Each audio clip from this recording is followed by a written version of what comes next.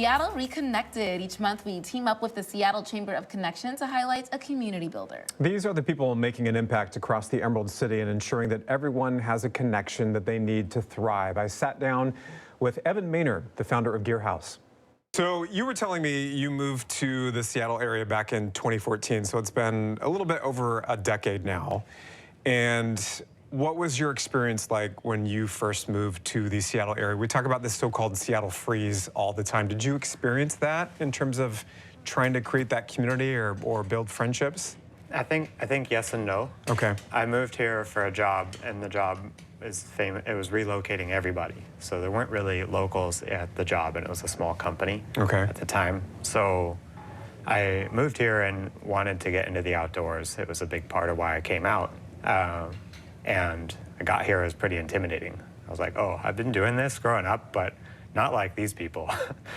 And it felt like everybody knew what they were doing. And so what that meant is just kind of just started trying and doing stuff, kind of how I've learned everything. And was lucky that had coworkers that were in that same boat. And so we started just kind of stumbling around the forest together. What happened then, though, was each of us kind of took separate paths. You know, some people wanted to be climbing Rainier all the time. And I was like, oh, that's a little bit much.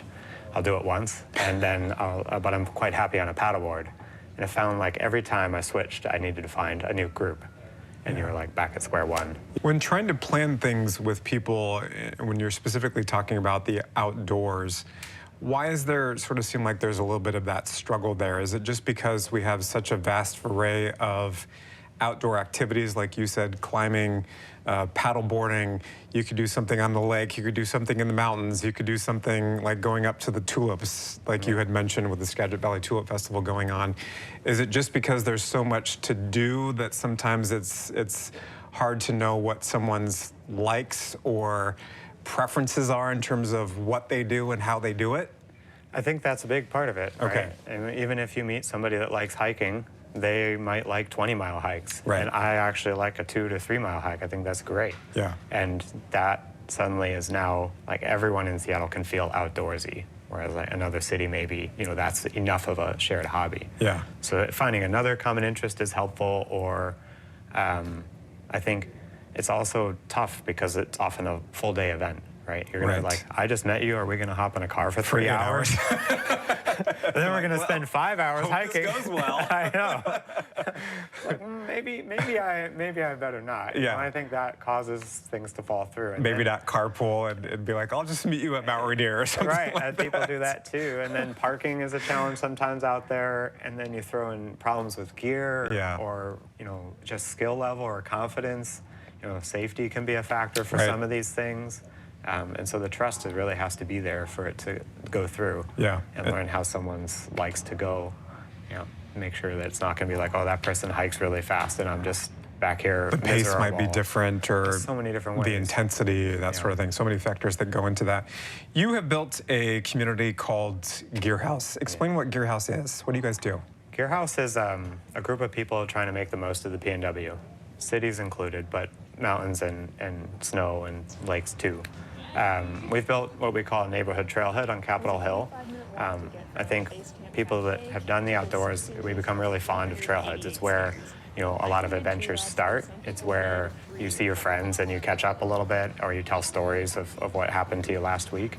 And so we built a cafe to replicate that, so we don't have to drive 2 hours to see our friends. Just a place where we can tell those stories. We've solved other barriers to the outdoors there too. So we have a gear rental counter that the community members have access to, whether you're a member with us or just part of the public. And then we have adventures on tap, so that you don't have to worry about getting to the weekend without plans. You just look at the calendar and there's like, oh, there's a hike tomorrow. I don't have to last minute text all my friends, find out they have plans. I can just show up and go. And you're gonna have a built-in group. Like-minded people that they know what they've signed up for. They're gonna have a good time. And they're all there because they wanna go with other people. Most of these people can go hiking on their own. They're there because they'd rather do it with somebody else, and they're gonna compromise a little bit in order to make that happen, and I think that's really what makes it go. And try to make that connection while they're out doing it. Maybe meet some new people. We've made lifelong friends. People become engaged, you know. There's like any number of stories, best friends for life, people that travel to national parks outside of Washington State together. it's been really rewarding in that respect. When did you start that? I started it in 2021. Okay, so it's been a few years. Lull of the pandemic, and then it kind of resurged.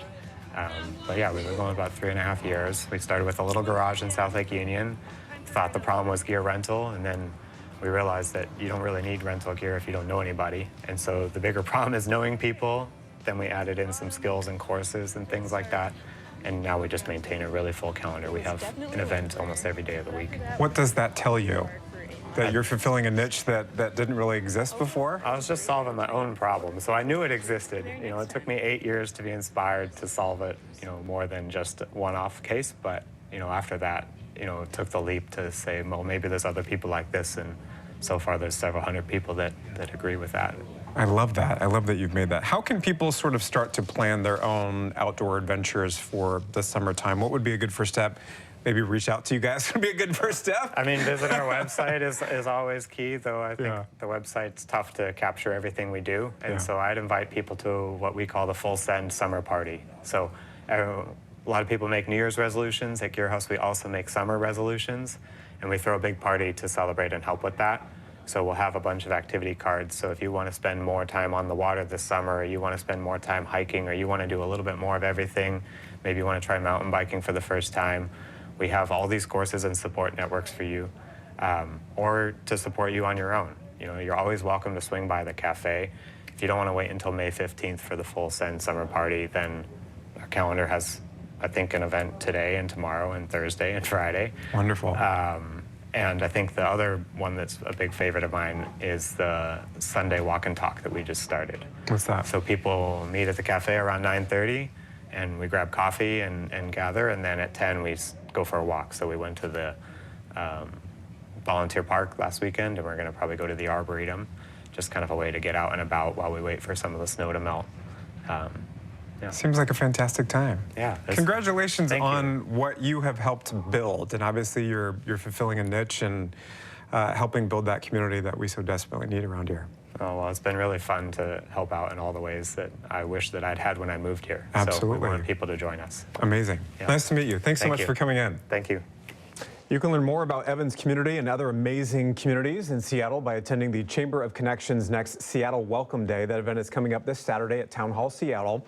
For more information on the event and the Chamber of Connection, we made it easy for you. Go ahead and scan the QR code on your screen using your smartphone's camera. That will take you directly to komonews.com/hotlinks. From there, you're going to find a link to the website. I love these segments that we're doing about this connection, and people who have come here maybe haven't had the greatest experience trying to find those connections. They've realized that there's an issue, and they're trying to do something about it to change that. For sure. And what better way to meet people than getting outdoors, you know? Right. Because especially here in the Pacific Northwest, where there's so many outdoor enthusiasts, sounds like a great way to build a community. Yeah, especially when the weather's nice, right? Yeah, nice interview, Steve. Thanks.